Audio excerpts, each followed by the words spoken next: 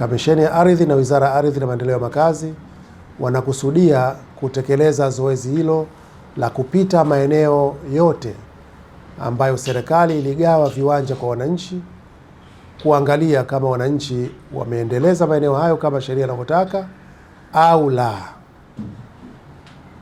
Kwa hivyo tulieleza miezi mitatu tulioitoa kwa wananchi ingemalizika mwezi Machi mwishoni, na baada ya hapo sasa tutapanga zoezi la kuyatembelea maeneo hayo. Muda huo umeshapita tayari, na leo tumewaita ili kuwajulisha kwamba sasa zoezi letu linaanza rasmi. Tutatembelea maeneo ya wilaya zote za Unguja katika hatua hii ya awali, na wakati tunatembelea tutachukua taarifa kwa maana ya kuangalia kiwanja husika amepatiwa nani, kimeendelezwa au hakijaendelezwa. Kwa hiyo kama hakijaendelezwa, maanake tutachukua hizo taarifa na kuiwasilisha serikalini ili maamuzi yaweze kufanyika kwa mujibu wa sheria. Kama kimeendelezwa, tutaendelea na hatua nyingine, lakini vinginevyo ile azma ya serikali sasa kutekeleza sheria itaanza hivi karibuni. Nitaeleza ratiba yetu kwa mujibu wa tarehe na eneo husika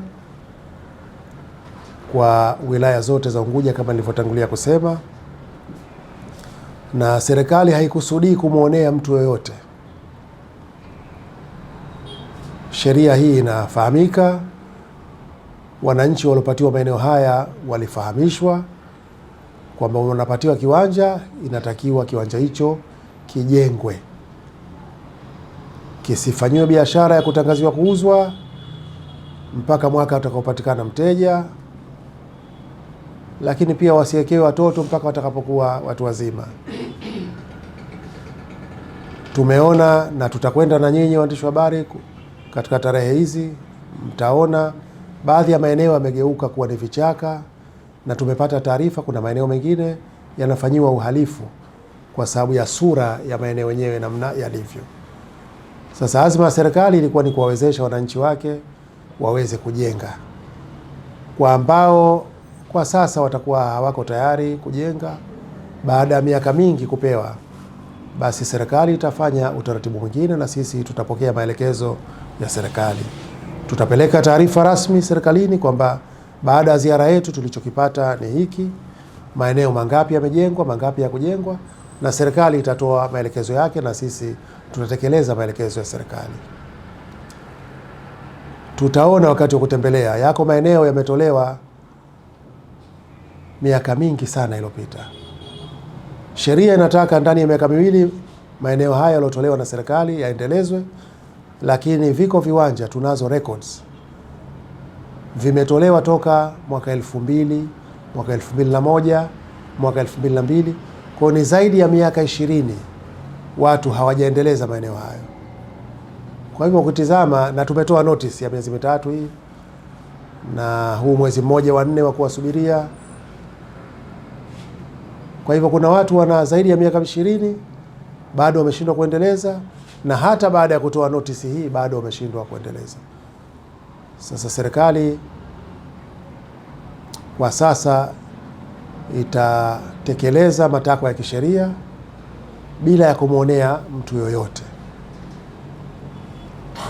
Zoezi letu tunakusudia kuanza tarehe 8 mwezi wa 5.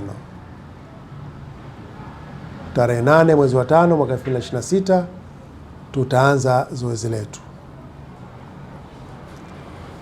na kwa kuanzia tutaanza na wilaya Kusini. Kama nilivyosema, viwanja hivi vimegaiwa katika wilaya zote. Mwezi wa 5 2026 tutamaliza zoezi letu kwa upande wa Unguja kwa kuyakagua maeneo yaliyotolewa viwanja katika wilaya mjini katika sehemu za Mpendae na Sebleni.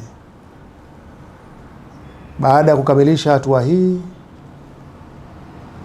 kwa uwezo wa Mwenyezi Mungu, tutapanga ratiba kama hii kwa upande wa Pemba.